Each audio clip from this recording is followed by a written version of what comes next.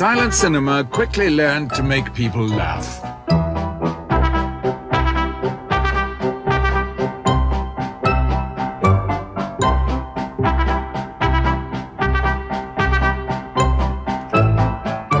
What started out as simple slapstick grew into the richest visual comedy the screen has ever known.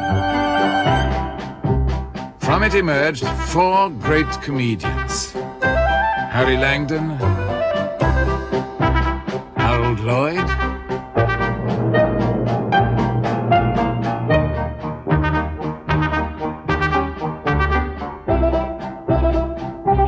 Buster Keaton, and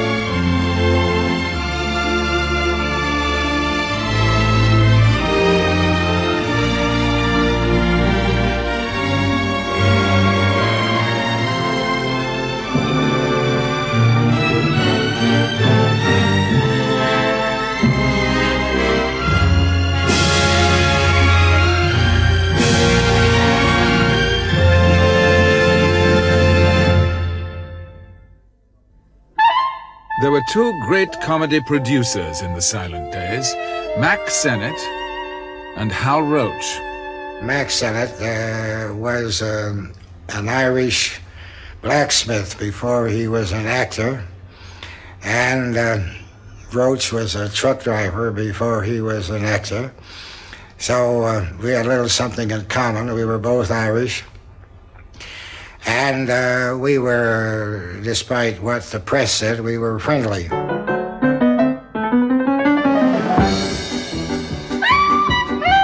Mack Sennett developed the style of knockabout comedy that's still known by his name.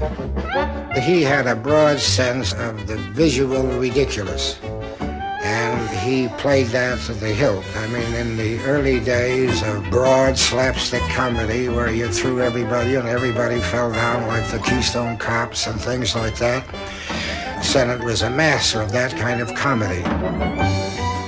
Thanks to machinery like this cyclorama, Sennett's studio came to be called the Fun Factory.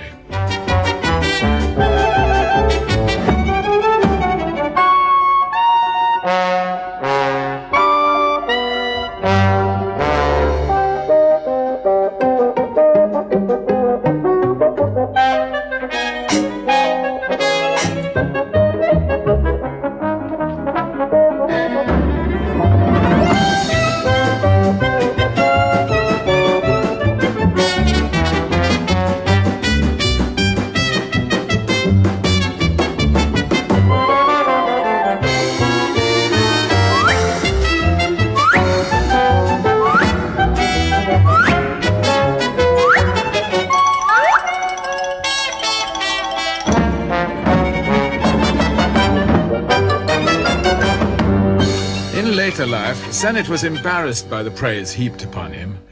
As he admitted, I stole my first ideas from the Pathes. The Pathé Frères Company were pioneers. The French had specialized in trick films from the very beginning of the cinema. They were the advance guard of the art of picture making.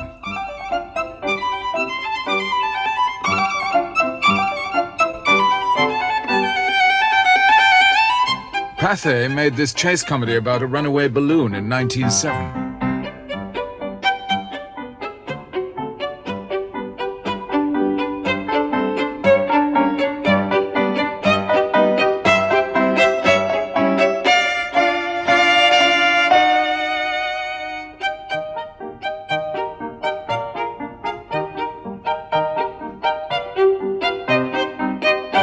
In 1909, Mack Sennett was given the lead by D.W. Griffith in The Curtain Pole, an American version of the French chase films.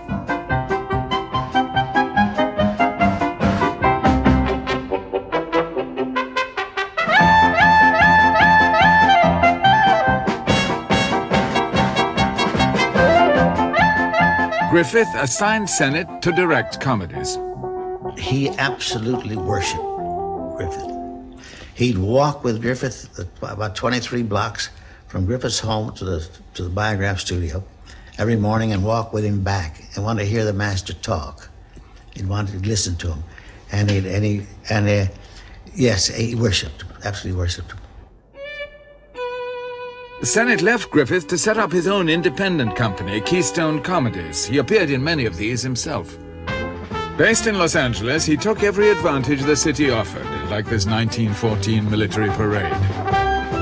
Sennett saves money on extras, and on actors too. He plays the director himself. Sennett had a remarkable ability to spot talent. The young lady with the powerful kick is an English comedian named Charlie Chaplin. A great many of the comedians working for Sennett were English, and a great many other comedians that were working for other people over here were English. And because the vaudeville, music hall, pantomime shows in England produced a great many very fine comedians and comedians. And I think that as far as the visual humor is concerned, that there were more of it produced in England than any place else.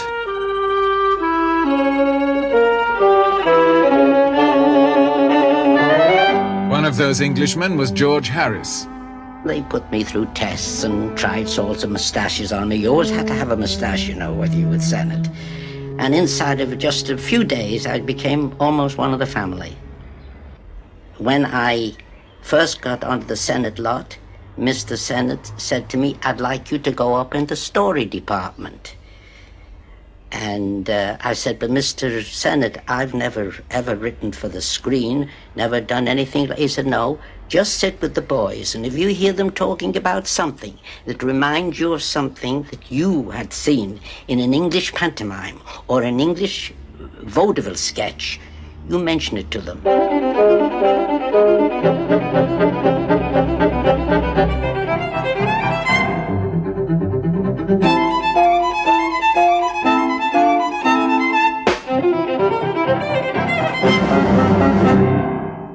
We never wrote anything.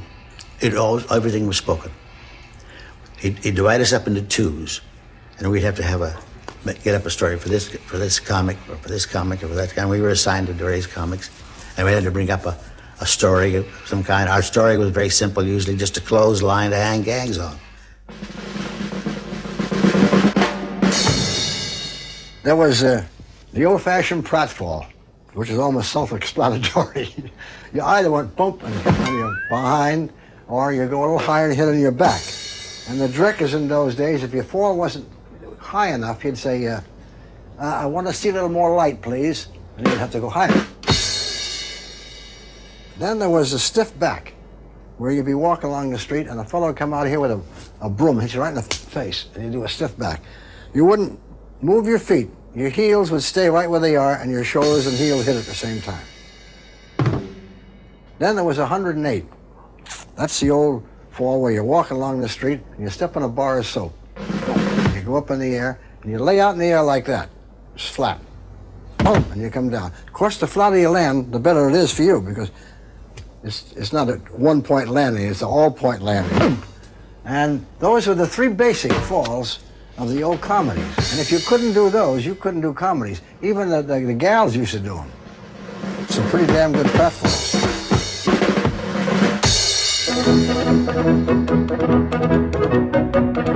Sennett so loved the art of making pictures that he was happy to parody his own methods of production.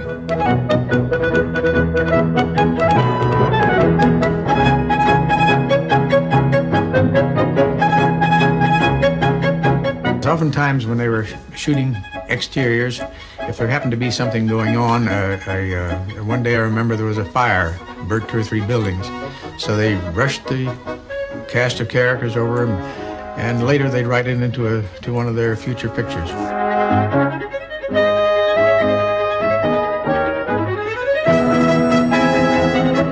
Sennett had a direct link to the fire department. When the call came, the crew dropped everything, including Ben Tappan.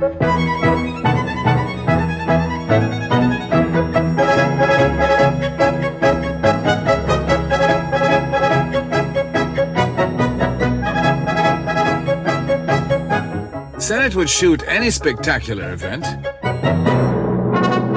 and work a sequence around it.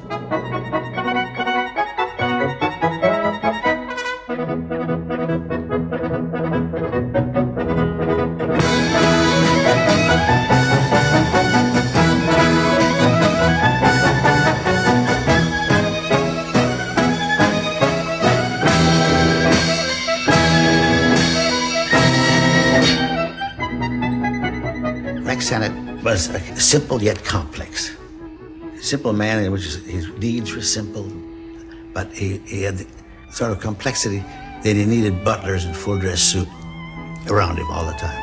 And he needed to eat with a black tie. Yet he looked ridiculous in the black tie, and so did his butlers look ridiculous in their livery. He had a tremendous library of books. When I finally opened one, the leaves never been opened. They just bought them by the yard. And he had this strange quality of being simple and yet trying to be sophisticated. And he certainly never made it. He never made it into sophistication at all. Sophistication was not the reason audiences loved these films. Here is Charlie Chaplin in his very first film, produced by Sennett in 1913. Chaplin has yet to create his screen character.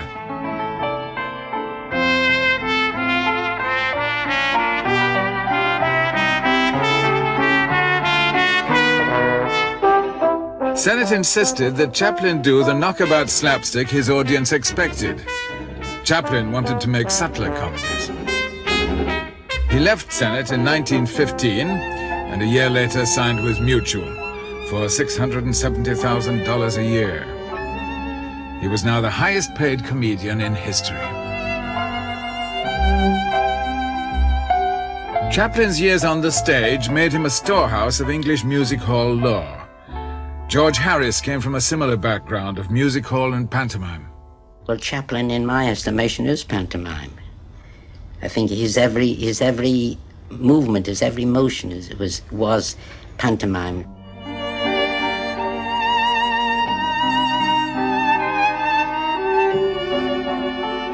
Pantomime itself is really action without words. And after all said and done, remember, Charlie Chaplin made his name and became a world figure without any talkies, just as a silent artist.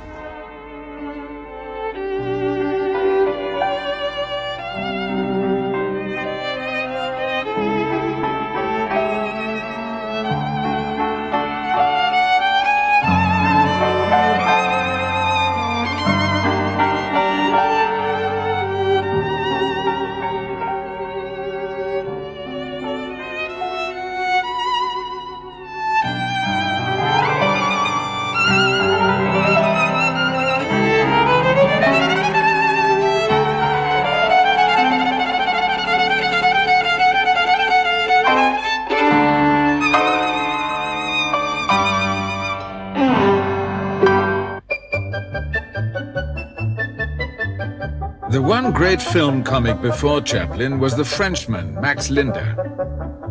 Linder showed how to hold the camera eye with movement alone. Chaplin learned from him and acknowledged his debt. In 1918, they met at the Chaplin studio and Chaplin had it filmed. Linder did Chaplin.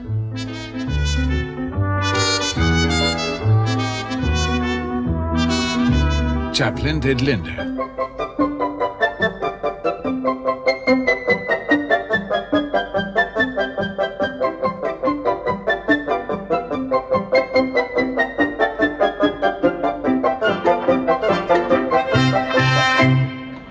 London, 1921.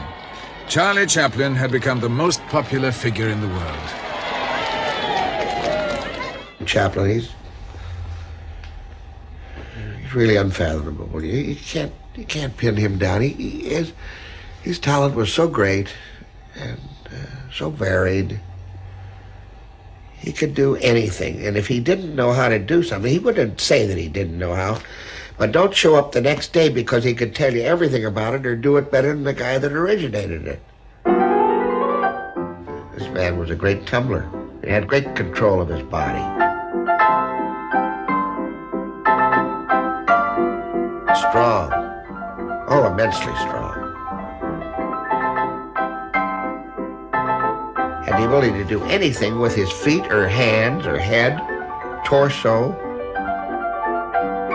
He could do all these things and do them so well.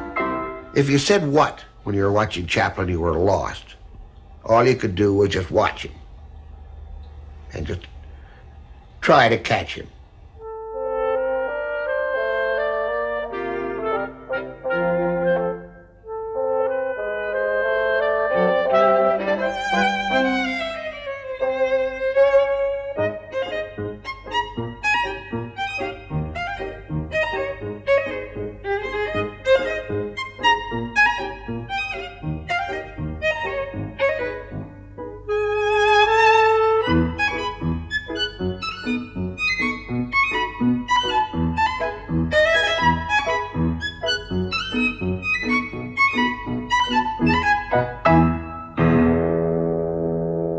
Jackie Coogan's father was a vaudeville comic, and one night Jackie joined him in the act. In the audience was Charlie Chaplin. He was showing me off for the benefit of his friends, and it went over terrifically with the audience. And Chaplin, being a man of instant emotion, said, "I've got to get that kid." He got him. Jackie Coogan was 4 years old. For a while, Chaplin didn't know what kind of film to make with him. He showed him off for visitors to the studio. This rare piece of film is from Chaplin's own archive.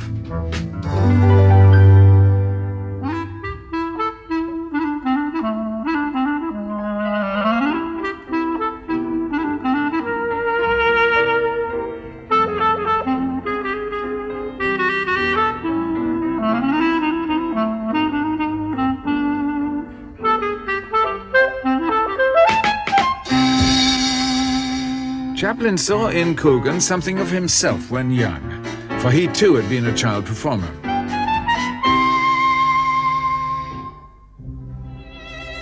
Gradually, the shape of the film formed in Chaplin's mind. It would be different from anything he had done, a comedy with dramatic sequences.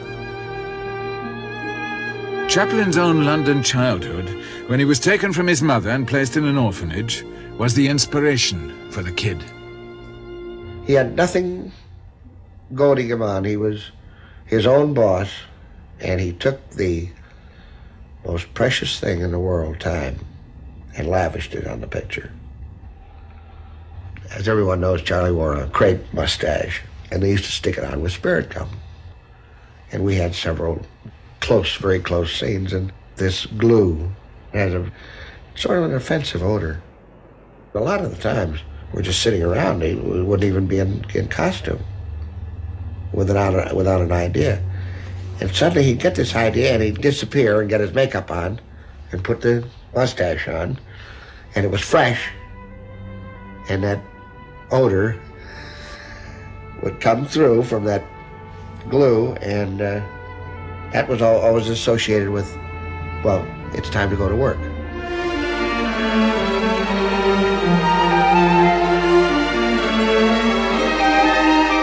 The small boy has been looked after by the tramp since he was a baby. Now the welfare authorities are going to take him away.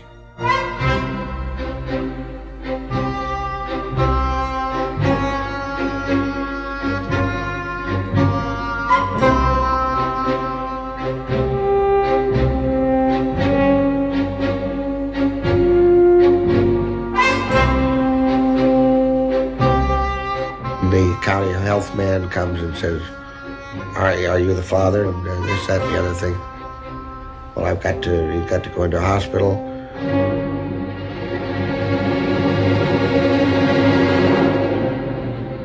And they take him by force and him to be put in a, which was practically condemning a child to death.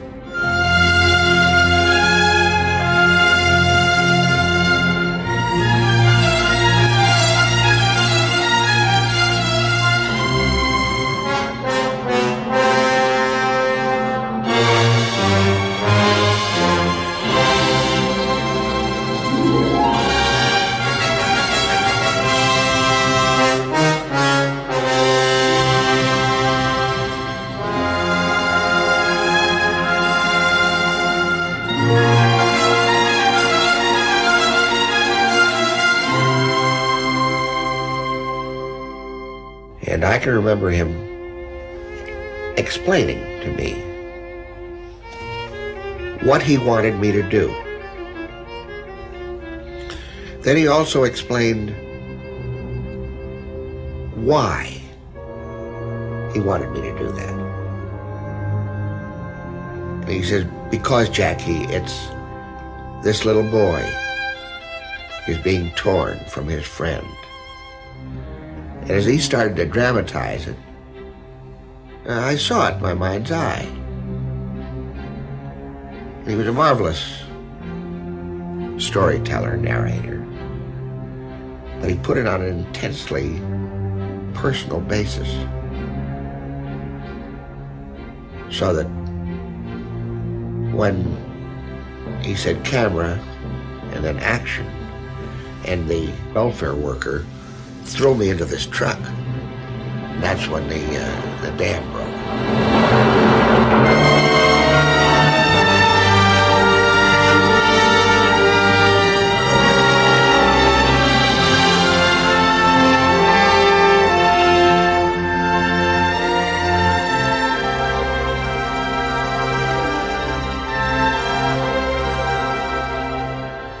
Of course, I was really gone, man. I was torn up. I want my daddy, and I was hysterical. And if you are going to portray yourself being hysterical, you better get yourself hysterical. But whether it's as phony as a $3 bill.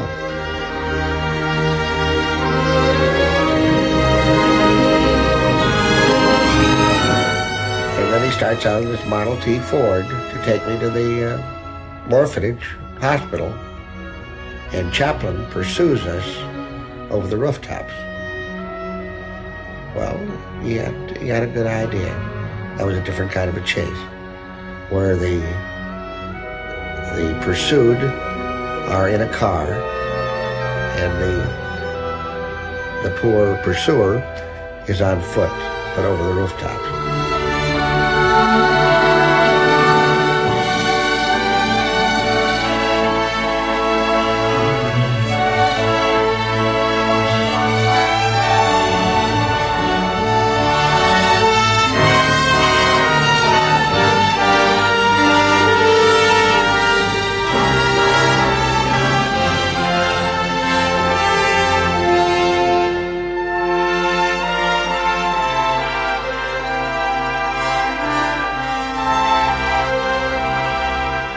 That was where the scene reaches its emotional peak, because we're both crying, real tears.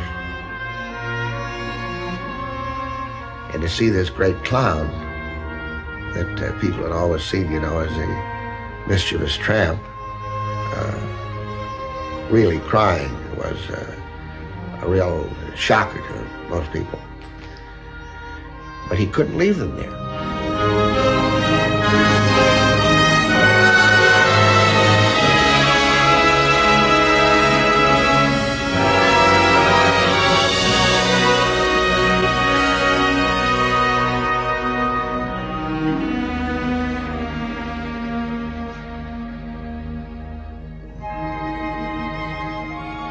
So that was the finish of the scene. So he had gone from tearing your heart out to knocking him in the aisles with it, because the greatest relief is laughter.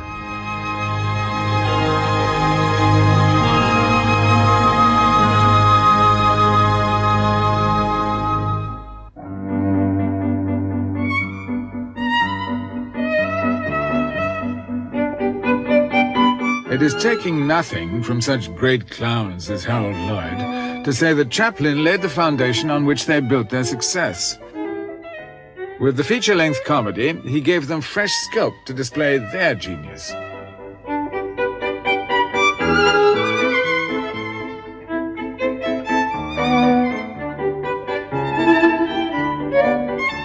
Lloyd began his comedy career as a Chaplin imitator. But once he found his character, he became the one comic who seriously rivaled Chaplin at the box office.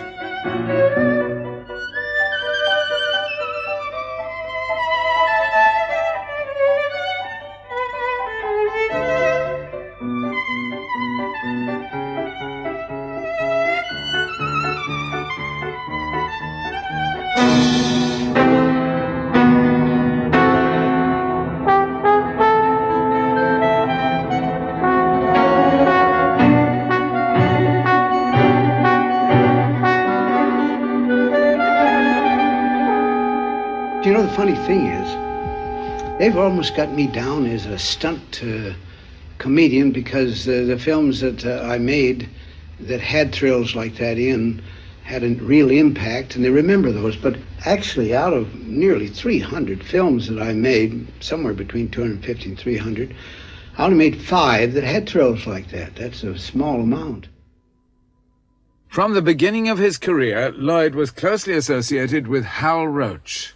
Well, Harold Lloyd and Frank Berzaghi and I, for instance, they made a colossal 3-reel picture called Samson. And we were the 3 eunuchs, the witnesses of the birth of Samson. Lloyd was not a comedian in those early years. He was just another face around the studios. He hoped that makeup would win him substantial parts, but old men and idiots were not much in demand. He finally popped up in a series of Hal Roach comedies, co-starring B.B. Daniels. His character, Lonesome Luke, resembled Chaplin's too closely for Lloyd to stay with it for long. I felt that I'd gone as far as I could with those comedy closed characters, and they weren't satisfactory to me. I was too much like all the rest. Charlie had complete control of that category, so I wanted to get away and be something different. We had a guy that did a great drunk, and one day, in doing a drunk, he came on the set with a pair of glasses without any rims, without any glass in them. And he looked very funny with these things on, and that's where I got the original idea of the glasses for Lloyd. Much to the disappointment of Pathé, we changed the character from Lonesome Luke to a straight character. The only identification were the glasses. That character was almost immediate success. Lloyd found his mark not by looking funny, but by looking serious. Glasses give you an academic appearance of a studious man, but you don't necessarily have to be that. You can belie that appearance. You may get into a scrape and they think you're very studious, and you do something entirely to dispel that idea.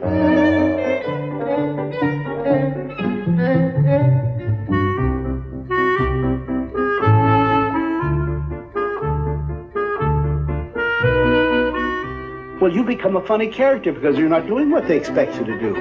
You get into a situation, you don't act as the normal person acts.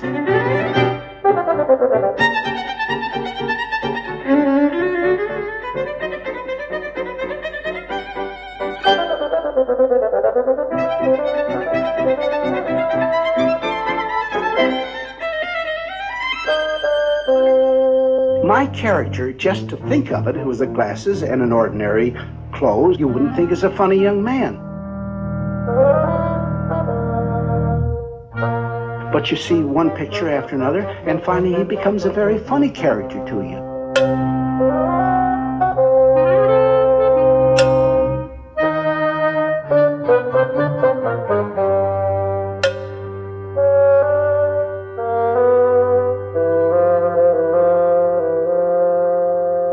Harold Lloyd was an excellent actor, and Harold Lloyd portrayed a character, and that's exactly what acting means, is portraying a character, not playing yourself, and he built that character.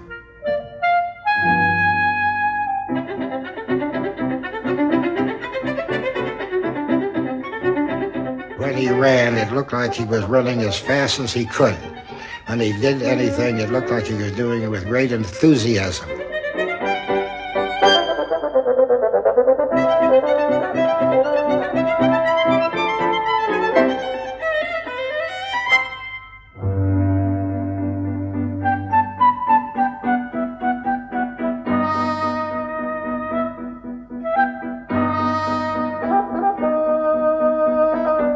In Hot Water, Harold wins a turkey in a raffle and takes it home on the streetcar. But there's another problem he fails to notice.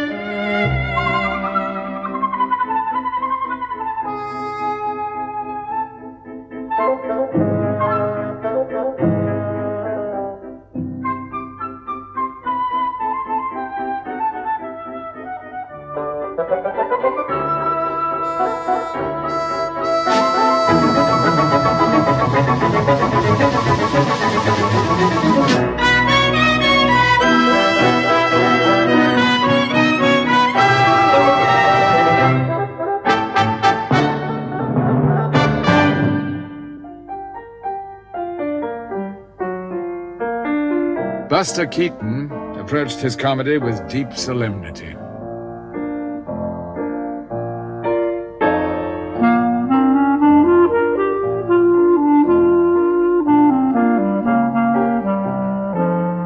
Not smiling was mechanical with me. I just didn't pay attention to it.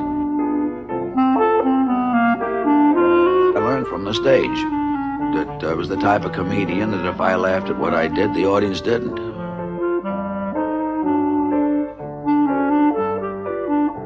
So I just automatically got to that stage where the more seriously I took my work, the better laughs I got.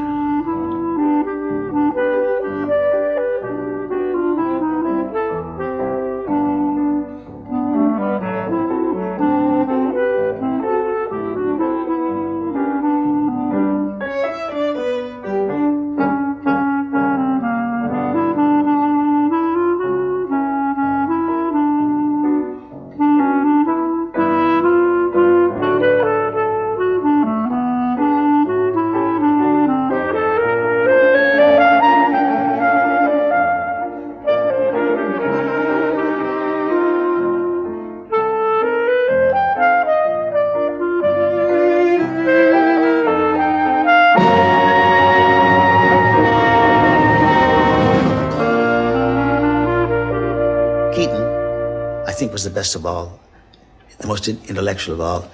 He was a stoic. He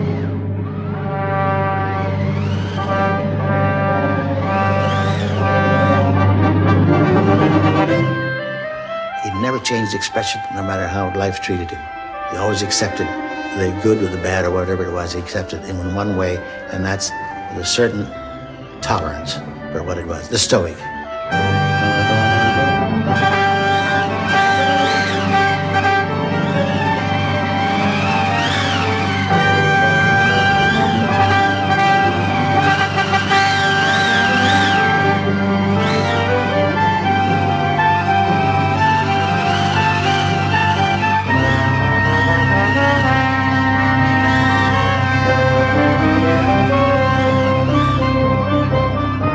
Keaton always joked that a cyclone was raging when he was born in Kansas.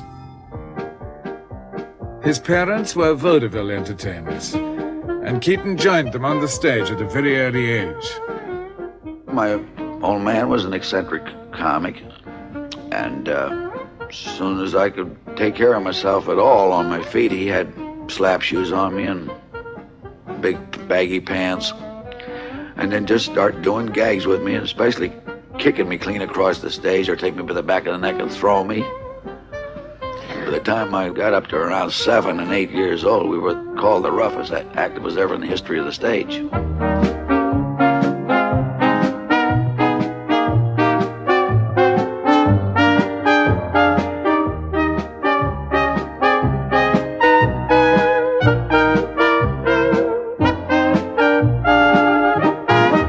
To my knowledge, Buster Keaton never had a double. I've heard a couple of fellas say they doubled him, but I have never seen this happen. This man was a very clever acrobat.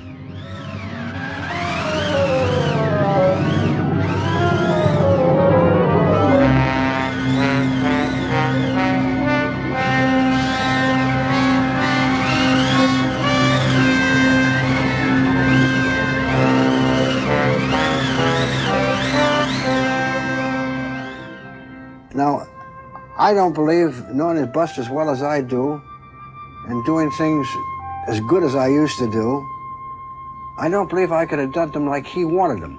He knew what he wanted. His falls was a different fall. He just didn't slip and fall down. He'd do a lot of things before he fell down, you know, and he's built into it. And that's the way Buster was. And you can't double a guy like that doing those things.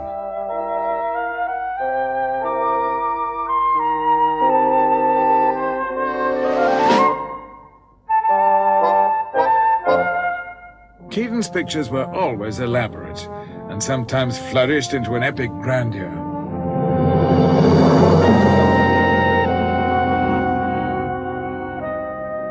His most spectacular picture was The General, a Civil War story in which he plays a locomotive engineer.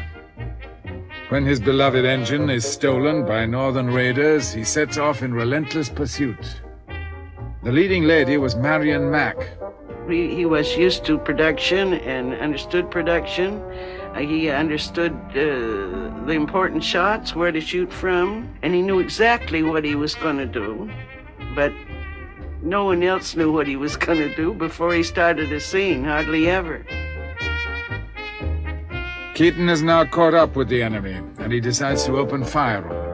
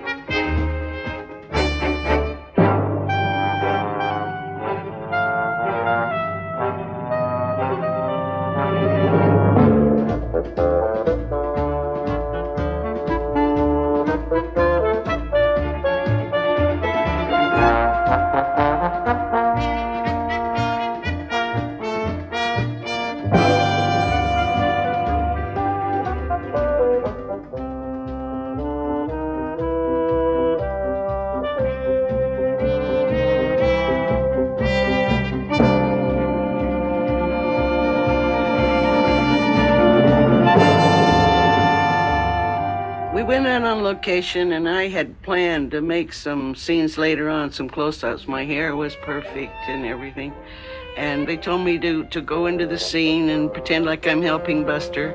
Of course, in this picture I was always supposed to be sort of a dumb Dora type of a gal that was trying to help Buster but getting in his way. So they said, when Marion gets in the proper position, let's let the water spot go and knock her down. I didn't know that they were going to do it.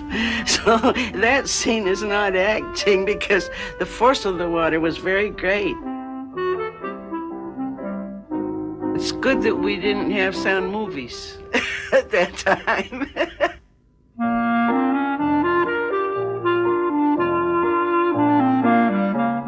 Buster Keaton planned his gags with the absolute precision of an engineer, for he was not only a great comic, but a great comedy director.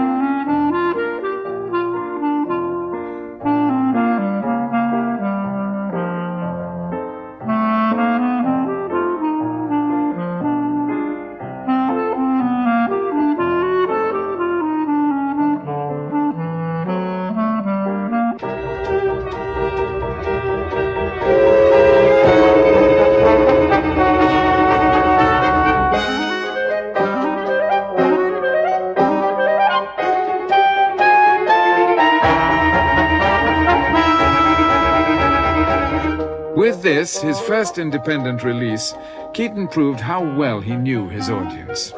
I always wanted an audience to outguess me. And then I double-cross them.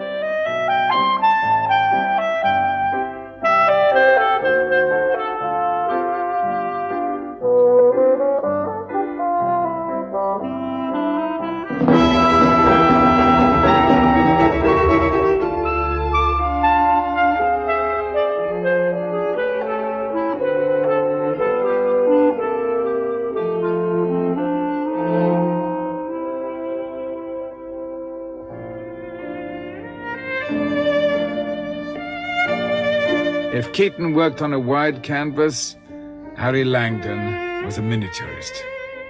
His style was slow, deliberate, detailed.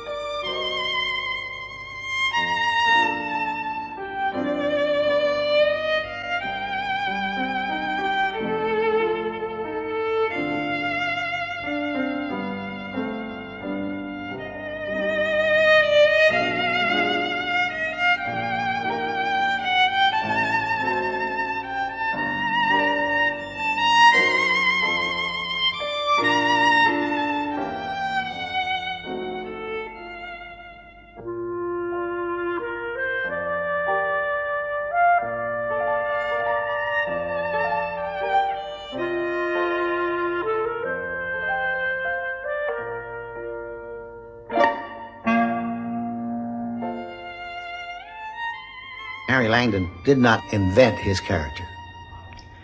We invented it. When I say we, Arthur Ripley and I invented it. Because Mr. Sennett had seen his act with his wife on vaudeville and had photographed it and liked this little man. And he was a very slow pantomime actor. And then he brought him to the studio and turned him loose with all the comics, and all the Max Sennett comics just ran faster than anybody, just leaped higher and had bigger pratfalls than anybody else. And here was this childlike character that took him 5 minutes to wink, trying to make good in that, and nobody wanted him. But Sennett kept saying, "You guys don't know what he's got. He's got something, that guy." See, so it became our turn, Ripley and I's turn, to look at the film and see if we could do anything with it. And we saw it, and we just agreed with everybody else. Just a small little full-time comedian, and Ripley said, "I think only God could help that twerp, And I had just read Soldier Schweik, The Good Soldier Schweik, and the connection between the two was immediate.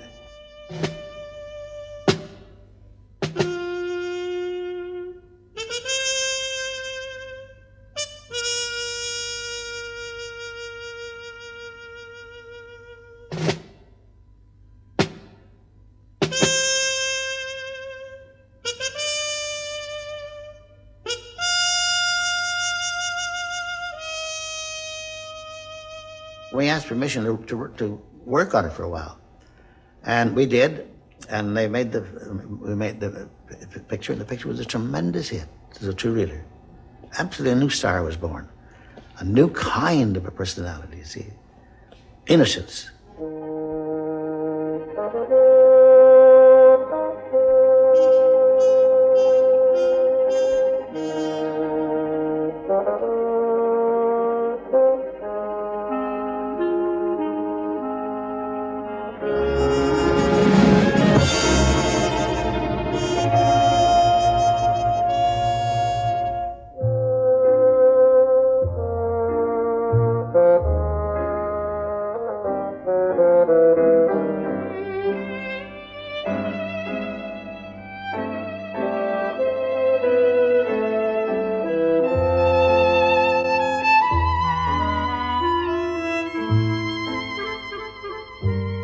I went with him as gag man and finally became his director. And the first picture I directed for him was A Strong Man, which I thought was very good and had everything that Langdon could do and do right.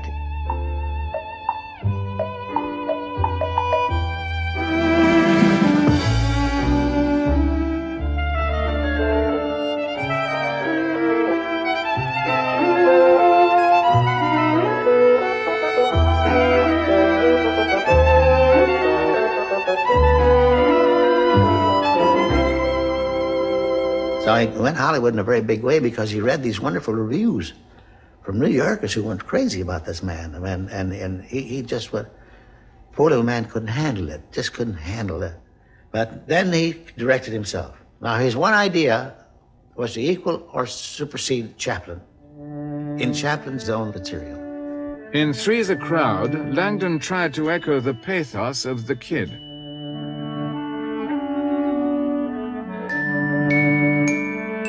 Audiences were not moved.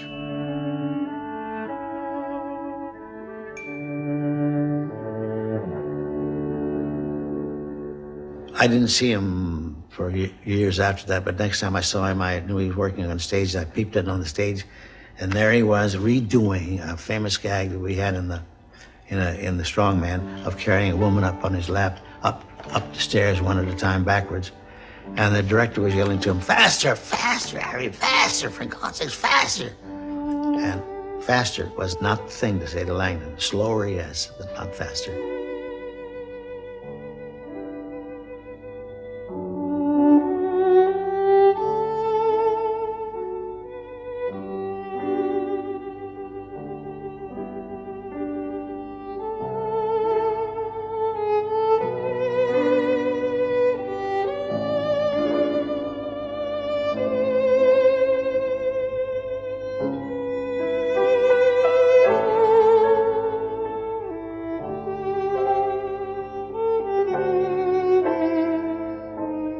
Langdon's stardom was short-lived. Although he kept working, he was quickly forgotten.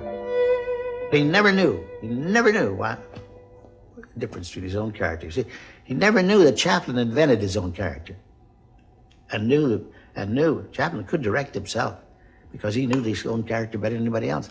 But Langdon did not invent his own character. It was invented for him, and that he never understood, and it was a tragedy.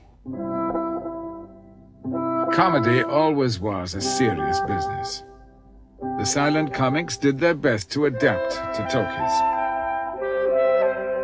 But sound had little use for pantomime. The heyday of visual comedy was over.